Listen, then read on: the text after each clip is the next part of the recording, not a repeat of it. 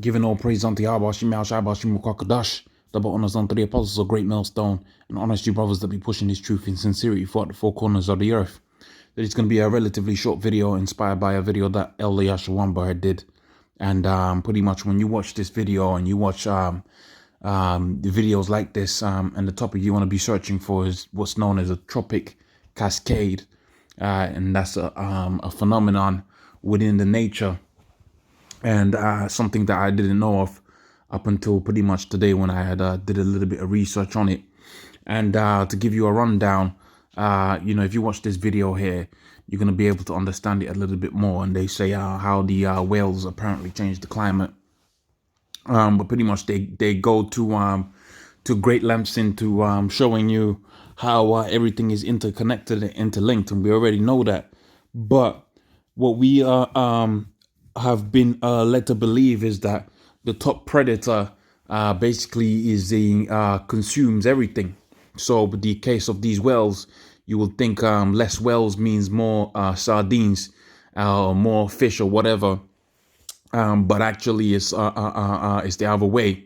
You'll think that the top predator will have will yield a net deduction in the amount of fish that they consume as a result of them being too many or whatever. Not necessarily too many, but in large populations. And if you know anything about history of oil, what they used to do around about the 1800s is they used to fish large whales, and they used to use the blabber that the whales had for lamp oil. That's what they used to use. Now obviously you got lights, and they use crude oil for the production of electricity and so on and so forth. But prior to all of that happening, you used to use the lamp oil, and one of the sources of lamp oil that they used to use was the fat from these huge whales.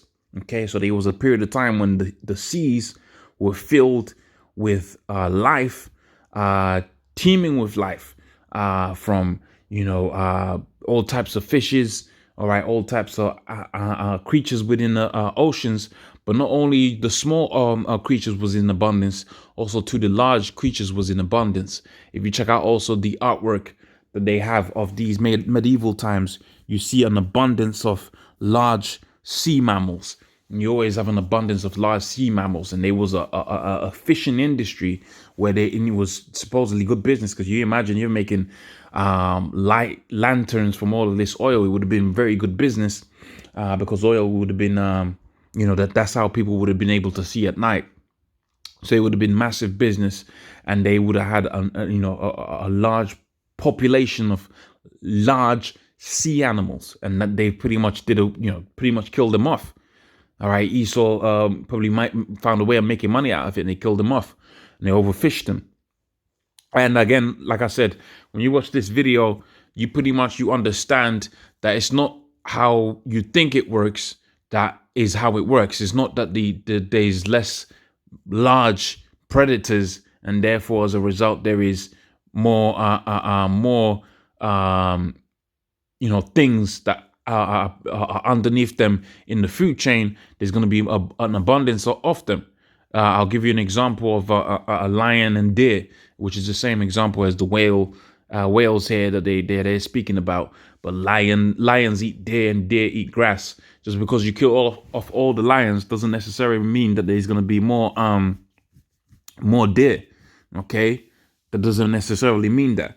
When you check it out, most of the time it doesn't really work out that way, because the lion, all right, not only controls the population of deer, and he also does particular things in terms of territory, allowing certain areas of the forest to grow. And there's so much that goes into it, And with the example here, when you go into the video, you watch the video.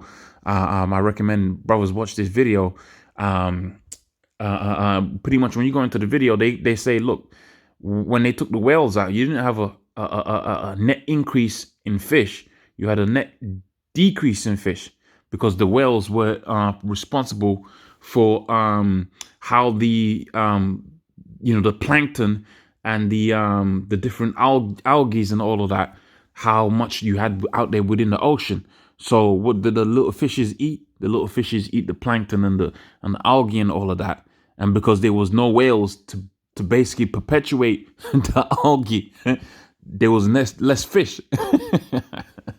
So it shows you how crazy the Most High has got this thing, man.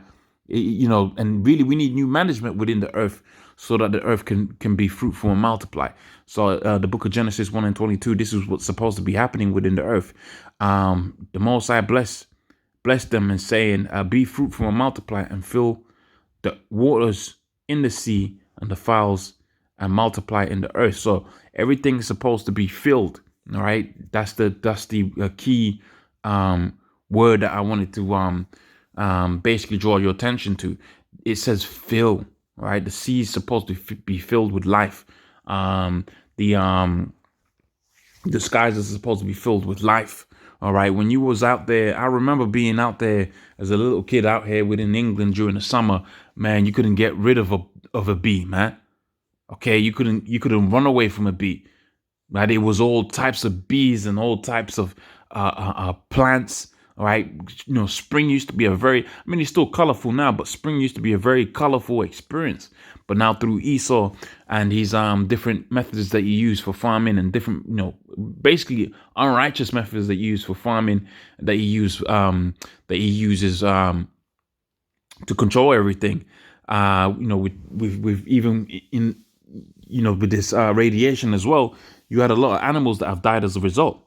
So, when we get into power, a lot of these things is going to be rectified and fixed, and we're going to be in a position where we can be in abundance, and that goes for